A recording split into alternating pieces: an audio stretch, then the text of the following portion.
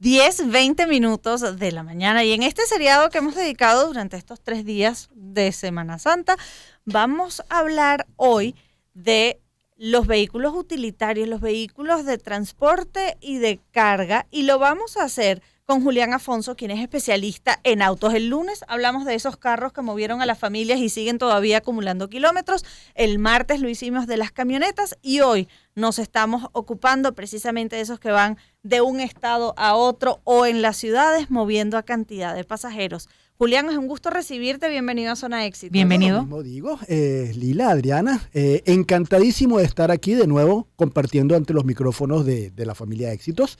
Y bueno, vamos a hablar de autobuses, ¿no? Sí, señor, Vehículos autobuses y vehículos masivo. de carga. ¿Cómo llegan a nuestro país? Mira, vamos a empezar por la clasecita de historia rapidito, ¿no? El concepto de autobús nace en Francia, en una época tan remota como mediados del siglo XIX. Ahí teníamos un caballero que se le ocurrió hacer un vehículo para trasladar muchas personas. Estos vehículos se movían todavía con motores a vapor, no había todavía motores a gasolina. Y el nombre de estos vehículos viene de una singular coincidencia. Y es que donde estos vehículos se paraban para tomar pasajeros, había un señor que vendía sombreros, que tenía una tienda llamada Ómnibus. Y bueno, por referencia, entonces la gente le empezó a llamar Ómnibus a este aparato inmenso que cargaba como 40 personas.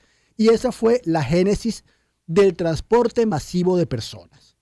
Aquí hago un salto rapidito hasta 1885, que es cuando comienza la invención del automóvil como tal. Luego me salto a 1895, que es cuando comienza la producción de automóvil en Estados Unidos, cortesía de Henry Ford, de Frank Durgia. Vuelvo a hacer un salto en el futuro, siempre en Estados Unidos, en 1903, cuando se fundan Ford Motor Company y Cadillac Motor Company. Y aquí nos vamos a Venezuela, porque ya en 1904 teníamos automóviles en Venezuela. El primer automóvil llegado al país fue un Cadillac, una empresa con 1 año de fundada, traído por un insigne médico caraqueño, el doctor Isaac Capriles.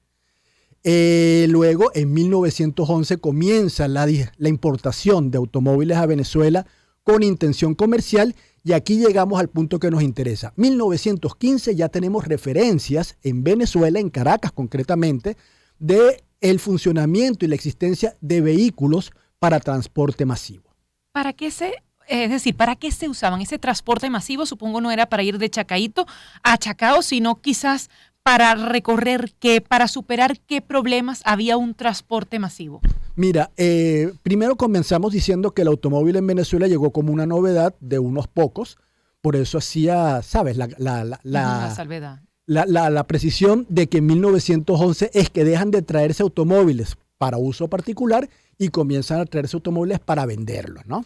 Cuando tú tienes un automóvil para venderlo, pues ya cada dueño empieza a tener su fantasía de cómo usarlo. Y una de esas primeras inquietudes en una ciudad que ya está empezando a crecer demográficamente, la necesidad de trasladar muchas personas al mismo tiempo de un modo diferente a lo que habían entonces, que eran las carretas aladas por caballo. Pero, por ejemplo, cuando dices mucha gente, puede ser, vamos a llevar a los trabajadores de un solo golpe hasta donde tienen que hacer la obra, o vamos a llevar a las personas que se quieren movilizar de un punto A a un punto B. ¿Cuál fue ese primer acercamiento con un vehículo que transporta a más de 5 o 10 personas? Mire, inicialmente fue trasladar personas de un punto A un punto B por la capital. Como bien dices, los primeros autobuses, y de ahí viene el nombre autobús, que es la combinación de un automóvil de pasajeros. Se le crea una carrocería a propósito para trasladar 8 o 9 personas. Esas carrocerías se hacían de madera. Esto trasladaba 8 o 9 personas. Se movían muy despacio, 20, 30 kilómetros por hora a lo sumo. Y después de esto tenemos otro episodio que es la explosión petrolera en 1918. Esta explosión petrolera trae la necesidad, ahí sí, de trasladar obreros, de trasladar personal especializado de un punto a otro de las diferentes explotaciones, y entonces llega la necesidad de tener autobuses propiamente dichos, desarrollados sobre chasis de camiones más largos, con más capacidad, con más prestaciones que los de un automóvil, y entonces ahí sí empieza a subir la capacidad 20, 25, 30 personas. Y justamente sobre estas características particulares que tienen los autobuses o empiezan a desarrollarse, ¿cuáles son? Porque todavía vemos muchos de ellos que pueden tener 40 años a lo mejor rodando en nuestro país y todavía están moviendo pasajeros. Sí, vamos a remontarnos un poco a la época en la que Venezuela era un país donde todo estaba por hacer. No habían carreteras, no habían caminos, las ciudades estaban creciendo. La necesidad de trasladarse de una ciudad a otra pues se hizo palpable, ya existía, porque por supuesto existían las carretas, existían las diligencias, existían los ferrocarriles, pero pareció como muy práctico hacerlo a través de vehículos con motores de explosión, ¿no? Por una serie de ventajas. La gasolina comenzaba ya a hacerse común en Venezuela, primero era importada, después comenzamos a refinarlas aquí, y entonces empezamos a fabricar autobuses aquí, entre comillas fabricar, porque los chasis se seguían trayendo de afuera, pero las carrocerías eran artesanales, primero en madera y después fue mucho más práctico hacerlas en metal estampado. Estamos hablando ya años 30, años 40, antes de la guerra. ¿Qué marcas empezamos a ver en los años 40? Mira, la primera referencia para vehículos de transporte masivo siempre son los chasis Ford y Chevrolet, que era como lo estándar, ¿no? Pero para entrar en lo que es Venezuela, tenemos una fecha que es 1948, cuando un empresario llamado Antonio Gago comienza a hacer estos autobuses aquí, compra los chasis y empieza a cubrirlos con una carrocería metálica. Ya los primeros chasis de Antonio Gago tenían ya más o menos una capacidad para 30, 35 personas, y después de ahí el desarrollo de la industria ensambladora de vehículos para transporte masivo, yo no diría que hizo metástasis inmediata, ¿no? Pero era una necesidad y como buena necesidad, pues tenía una demanda creciente según iban aumentando la población y creciendo las ciudades y creciendo las autopistas. Que también nos comentan oyentes sobre los San Ruperto, que fueron muy famosos en Caracas y hacían rutas haciendo la vuelta. Creo que esos existen todavía en el cementerio, ¿no? Que son esos gigantescos. Así es, todavía. Podemos mencionar aquí que junto con Antonio Gago tenemos el inicio de la actividad de ensamble automotor en Venezuela, también en 1948, General Motors venezolana, que proveía chasis para estos carroceros que querían hacer autobuses. Luego tuvimos un evento bien importante en 1963, que fue lo que se llamó la política de incorporaciones del Ministerio de Fomento. Hasta ese momento, prácticamente todos los vehículos vendidos en Venezuela eran importados. Llegó el Ministerio de Fomento, o el Estado venezolano a través del Ministerio de Fomento, a decirle a todo el mundo muy amablemente: bueno, si ustedes quieren participar en este mercado que es lucrativo, que está creciendo, que es muy ventajoso, perfecto, por nosotros no hay problema, pero ensamblen aquí. Ya Gago ensamblaba aquí, nace otra empresa que es Encava, Ensamblaje de Carrocerías Venezuela, nace otra empresa que es Ensamblaje Superior, y aquí haciendo ya referencia directa a los San Ruperto, estos eran el resultado de colocar sobre un chasis estadounidense Reo, una carrocería Coach Superior, cortesía de Ensamblaje Superior, y tenemos los Encava, que producían en aquella época un automóvil muy parecido al San Ruperto, de hecho, virtualmente igual exteriormente, que se llamaba el Bluebird. Ya estos eran autobuses inmensos con capacidades para 50, 60 personas. Y aquí, bueno, traemos la otra anécdota, que es que, bueno, les pregunto al aire, ¿cómo se apodaban estos autobuses? No sé, porque atrás Ánima de Taguapira es lo que siempre hay atrás, en honor a ti, papá. Niño Jesús de Atocha. Niño Jesús de Atocha, el santo niño de la cuchilla. Autobús que se respeta tiene un mensaje atrás. Incluso hay gente que se dedica a fotografiar la parte trasera de los autobuses porque es folclórico y es muy representativo. Y es impresionante quizás la gran presencia de Encava más allá de los que usted acaba de nombrar. Y son los que regularmente están atrás con el mensaje en honor a Cristo o en honor al Padre que le dio de herencia. Porque eso pasa mucho, que el autobús pasa de generación en una familia. Nos acompaña Julián Afonso, especialista en autos. Entonces responda a la pregunta que usted mismo hizo. ¿Le dicen los recogelocos? Los recogelocos, correcto. ¿Y por qué le decían los recogelocos? Porque iban al manicomio, ¿no? ¿En el centro? Sí, no. En esos tiempos teníamos una ciudad más amable, más cordial, más cálida que la de ahora. Entonces, pues los conductores de autobuses cobraban la tarifa, entradas por un torniquete al lado del conductor, y luego la idea era que se bajaran por detrás, ¿no? Pero había gente que no tenía dinero. Y entre esa gente que no tenía dinero, pues estaban los locos, los que soltaban de los manicomios para que encontraran su destino en las vías, porque ya no podía hacer nada con eso. Entonces toda esa gente, recoge locos, gente de bajos recursos y todo eso, se montaban por detrás, se quedaban atrás, se bajaban y no pagaban nada. Ahora, ¿qué otras marcas empezamos a ver ya a medida que empieza a avanzar el país, a ver otras marcas? Porque todavía estamos viendo estos a los que hemos hecho referencia circulando hoy, que quizás están en mejores condiciones que marcas mucho más nuevas que llegaron décadas después y no están en tan buenas condiciones. Mira, esto se ¿Qué debe... tienen los Mercedes? ¿Qué tienen los San Ruperto que no tienen los Yutón? Bueno, mencionemos primero los Mercedes, que fue otra consecuencia de esta política de incorporaciones. En este caso fue cortesía de la familia Sin, que emprendió en Barcelona el ensamble de automóviles.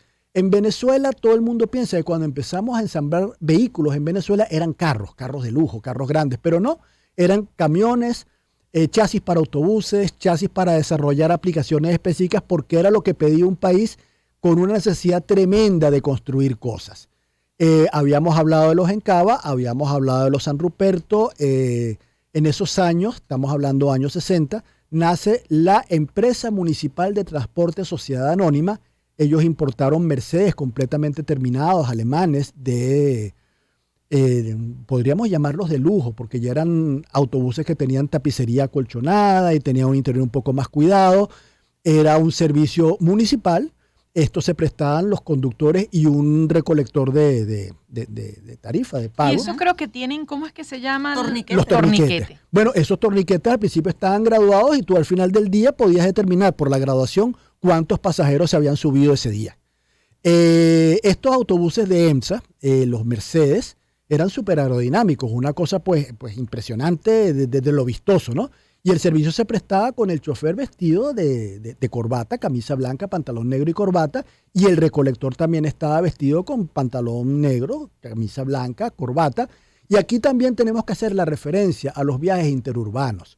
Había una empresa que todavía existe, que es Aeroexpreso Ejecutivos, Aerobuses Venezuela, que trajeron en esos años unos autobuses bien aerodinámicos, bien vistosos de marca Magirus, alemanes, y esos ya empezaban a hacer los traslados extraurbanos, de Caracas a Valencia, de Caracas a Maturín, comparada en El Guapo, y eso eran como 10 horas, pero uno pedía bus cama para poder pasar esa tragedia que significaba viajar en la primera empresa a la que hizo referencia, pero se convirtió en una solución para muchos porque obviamente era mejor que ir a los terminales que, por ejemplo, hablo en el caso de Maturín, estaban como que en zonas con mucha bulla, en cambio uno iba a Aeroexpresos Ejecutivos, que es el caso, y ibas con aire, tenías la opción de la cama, e incluso había una película en VHS.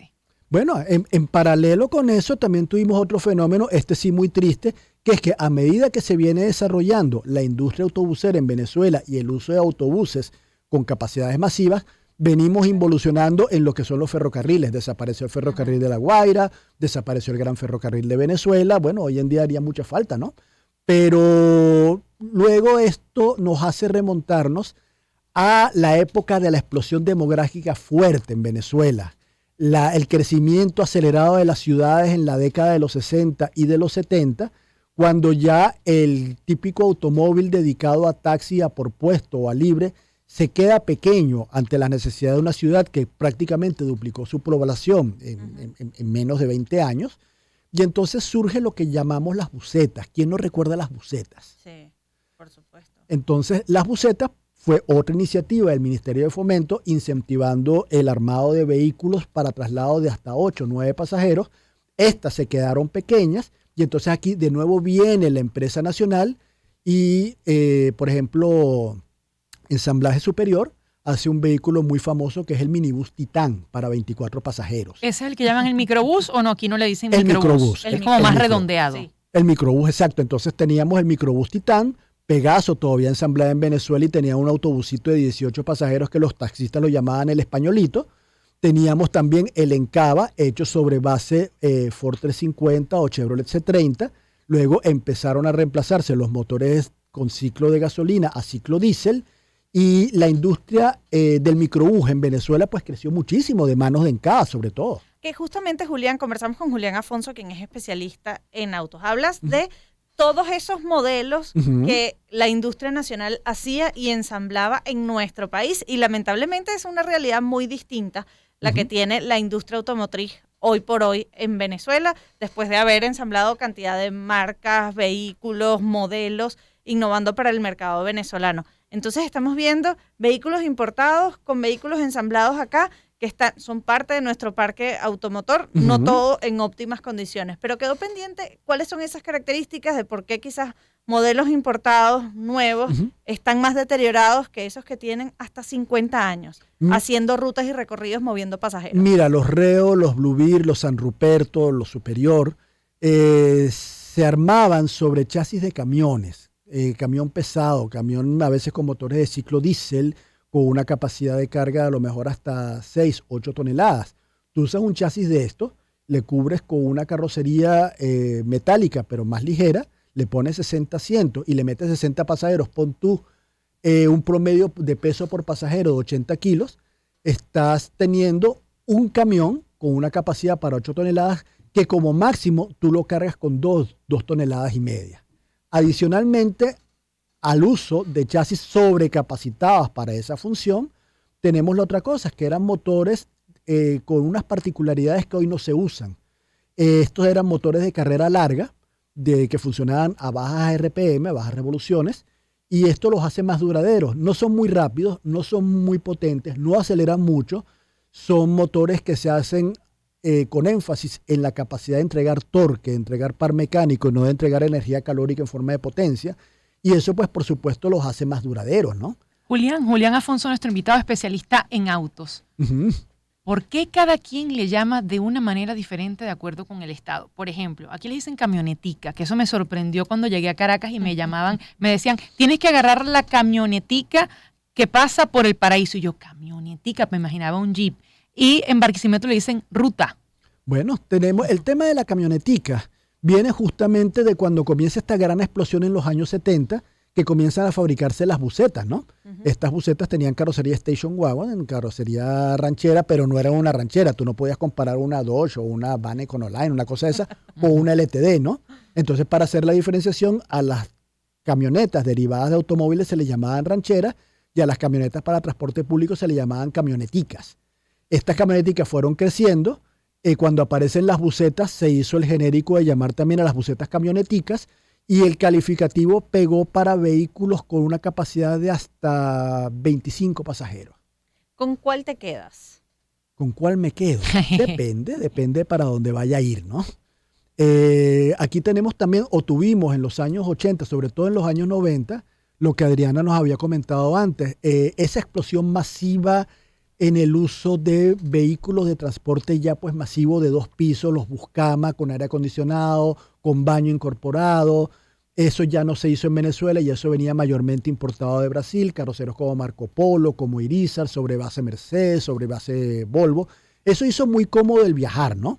Recuerdo, por ejemplo, que en una época de mi vida yo viajaba mucho a Valencia y me era mucho más cómodo bajar al terminal privado, no iba al Nuevo Circo, no iba a la Bandera. La Bandera, el de terminal José Antonio Sucre. Sí, el terminal de Oriente se llama José Antonio José de Sucre, perdón, que es José Antonio José de Sucre, se llama el terminal de Oriente, creo. Bueno, tienes el terminal de Oriente, el terminal de la Bandera, que de hecho, hacemos el inciso, fue un gran avance el separar las operaciones de transporte para Oriente de las operaciones de transporte para Occidente, porque antes eso era terrible, ¿no? Ahora tenemos el terminal de Oriente en la salida de la autopista hacia Guareni y tenemos el terminal de la Bandera, ¿no? Exacto, que no tienes que recorrer mucho, ahí mismo está la Troncal 9. Y teníamos, porque también estas empresas han sufrido el impacto de lo que ha sido la involución económica del país, Transporte Los Llanos, Expreso Los Llanos, Aeroexpreso Ejecutivos.